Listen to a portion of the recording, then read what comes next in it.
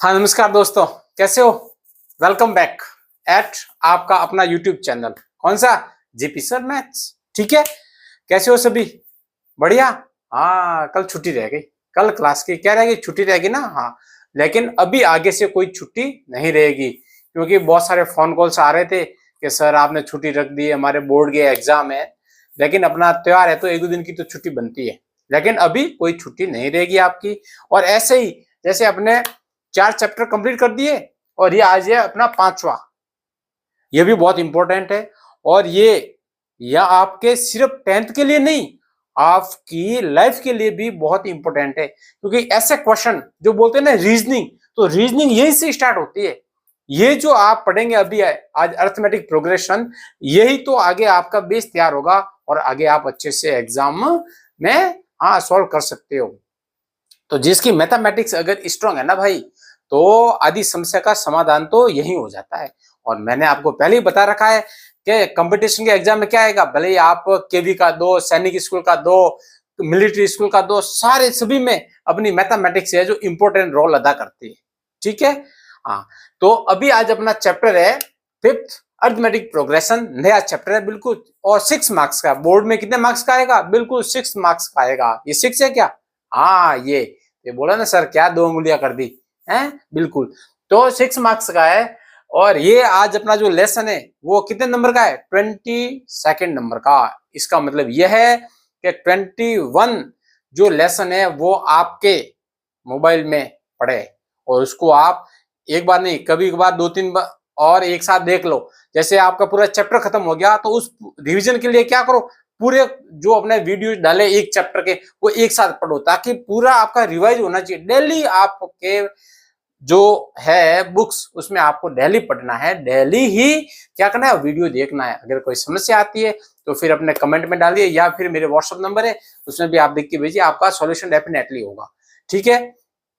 हाँ, तो इसके आज अपन क्या पढ़ेंगे, इसका जो ये है क्या, अरिथमेटिक प्रोग्रेशन क्या है, इसका थोड़ा जो बेसिक कंसेप्ट है उसको अपन आज क्लियर करेंगे। और उसके बाद क्वेश्चन तो ऑटोमेटिक सॉल्व होते जाएंगे अगर इसको आपने ध्यान से देख लिया बिना स्किप किए और मेरे साथ में, तो ये मैं आपसे वादा कर सकता हूं कि आपके एक भी मार्क्स कटेगा नहीं। और 6 मार्क्स का है और ज्यादा बड़े है नहीं, 2-3 एक्सरसाइजेज है वो अपन कर देंगे 4-5 दिन में। ठीक है। हाँ, तो अभी अपन बात करते हैं, सीधा आ जाते हैं टॉपिक पे। अब देखो, तो ये है अपनी डेफिनेशन। तो अपन क्या इसको कैसे सिस्टमेटिक तरीके से पढ़ना है, देखो ये पढ़ना भी ये क्या एक प्रकार की कला है।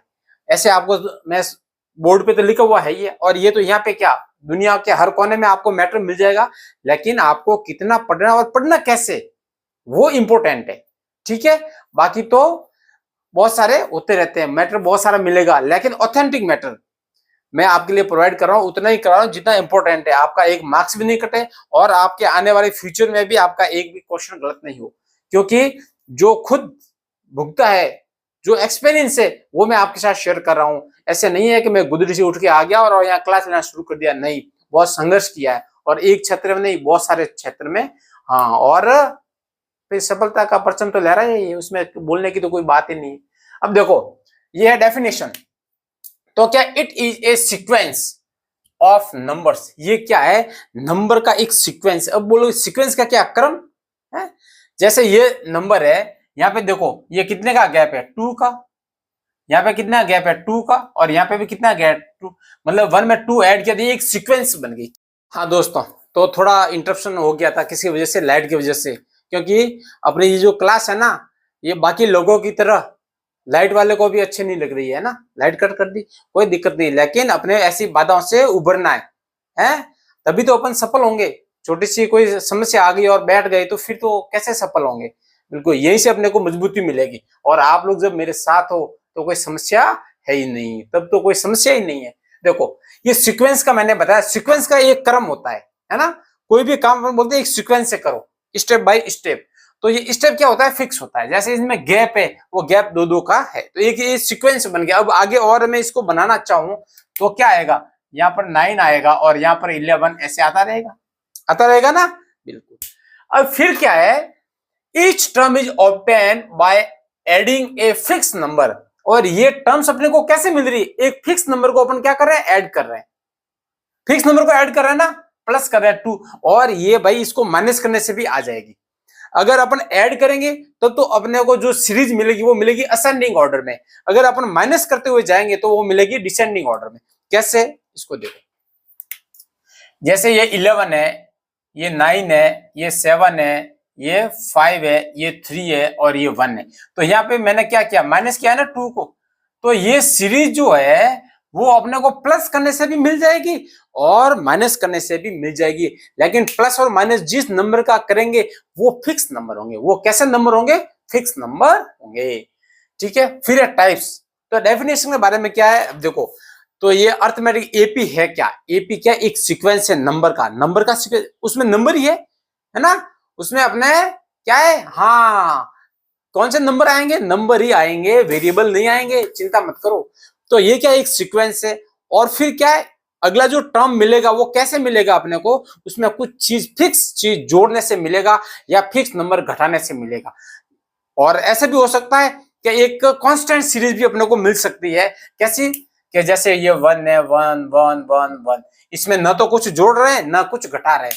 तो 3 तरह की अपने को सीरीज या अरिथमेटिक प्रोग्रेशन मिल सकती है, एक असेंडिंग ऑर्डर में, एक डिसेंडिंग ऑर्डर में और एकदम कांस्टेंट में ना कुछ जोड़ना है ना घटाना है। ठीक है, हाँ, तो अपने को पता होना चाहिए भाई ये सीरीज, अभी मैं आपको बोल दूंगा सीरीज होती है, और फिर क्वेश्चन में आगे आगे आपको एक तो आगे बढ़ रही है, दूसरी नीचे हो रही है, अरे भाई ये क्या हो गया, सर ने तो बोला था को जोड़ना ही है। नहीं, अगर फिक्स नंबर को जोड़ के भी अपन सीरीज को ऑब्टेन कर सकते हैं और घटा करके भी ऑब्टेन कर सकते हैं, और कांस्टेंट सीरीज भी अपने को ऑब्टेन हो सकती है। ठीक है, उसके लिए अपने को, अब देखो टाइप्स है, अब इसके 2 टाइप्स है। कितने टाइप्स है, 2 टाइप्स। अब ये सीरीज कैसे मिल सकती है, एक तो बोलते हैं फिनिट, फिनिट का मतलब क्या, फिक्स, कि जिसकी सीरीज फिक्स है। अब देखो ये सीरीज क्या फिक्स है कि नहीं है, इसमें कितने टर्म्स है, 1 2 3 4 5 और 6 टर्म्स है। लेकिन इसमें आपने देखा होगा कि 1 2 3 4 5 6 तो है, लेकिन आगे ये डैश डैश कर रखा है, इसका मतलब वो क्या, इनफिनिट है। वो क्या, इनफिनिट चल रही है, कंटिन्यू चल रही है।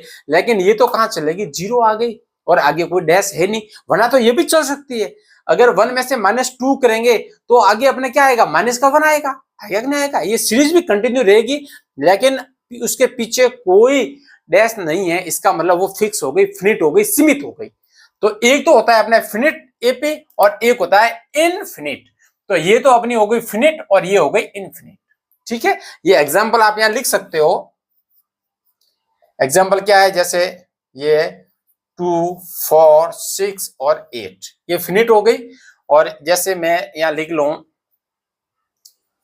2 4 6 8 10, और यहां मैंने ऐसे लिख दिया। इसका मतलब क्या है, और यहां देखो, अगर मैंने यहां कर दिया और यहां 20 लिख दिया बस, तो ये भी फिनिट है, ये कंटिन्यू अपन चलते जा रहे हैं। लेकिन 20 पे जाके ये सीरीज रुक गई ना, लेकिन देखो इसमें ये सीरीज रुकती नहीं है। अब देखो फिनिट और इनफिनिट में अंतर क्या है, इसमें जो लास्ट टर्म है वो अपने को पता है कि लास्ट टर्म है, जो कौन कितने नंबर की टर्म है, 20 नंबर है। लेकिन इसमें लास्ट टर्म अपने को पता है क्या, बिल्कुल नहीं है। इसमें लास्ट ये पहली टर्म है और ये लास्ट टर्म है। इसमें पहली टर्म तो अपने को पता है, लेकिन लास्ट टर्म का पता अपने को नहीं है। अब ये क्या है, इसके आगे जनरल फॉर्म, ये किसी भी अपन जो पढ़ते हैं उसका एक जनरल फॉर्म है। जैसे अपने क्वाड्रेटिक इक्वेशन का पढ़ा था, लीनियर इक्वेशन का पढ़ा था, और अपने क्यूबिक इक्वेशन का पढ़ा था, उसका एक जनरल फॉर्म होती है, उसका एक पैटर्न होता है, एक सांचा बोलते हैं ना, एक सांचा होता है कि भाई इसी पैटर्न के रूप में आपके ये प्रोग्रेशन आएगी। ठीक है, तो इसमें देखो अभी ये जनरल फॉर्म क्या होगी, ये जो ए तो है, ये तो आपका है फर्स्ट टर्म, जैसे ये अपना ए मान लो। फिर क्या है, ए प्लस डी, डी क्या है, कॉमन डिफरेंस है, डी क्या है यहाँ पर, कॉमन डिफरेंस है। इन दोनों के बीच में कॉमन डिफरेंस का मतलब 2 3 का डिफरेंस निकाल के देख लो। अगर सभी में +2 हो रहा है, इसका मतलब ये कॉमन डिफरेंस हो गया। अगर कॉमन डिफरेंस नहीं है, इसका मतलब वो एपी तो बिल्कुल नहीं है, वो एपी नहीं। एपी की एक कंडीशन है, उसमें जो कॉमन डिफरेंस होगा वो कैसा होगा, इक्वल होगा। इक्वल नहीं है तो वो एपी नहीं है। अब देखो, अब इसमें देखो ए प्लस डी, A+2D, A+3D, जैसे ये था अपना 1 है, 1 में कुछ नहीं जोड़ा। अब सेकंड जो टर्म अपनी थर्ड है, इसमें क्या जोड़ा था मैंने, ए कितना है अपना 1, और डी कितना है +2। तो यहाँ पे मैंने 1 + 2 तो ये 3 आ गया था। अभी अगली जो टर्म आएगी उसमें क्या जोड़ दो, या तो a + 2d, a + 2d, 1 + 2d का मतलब क्या हो गया 4।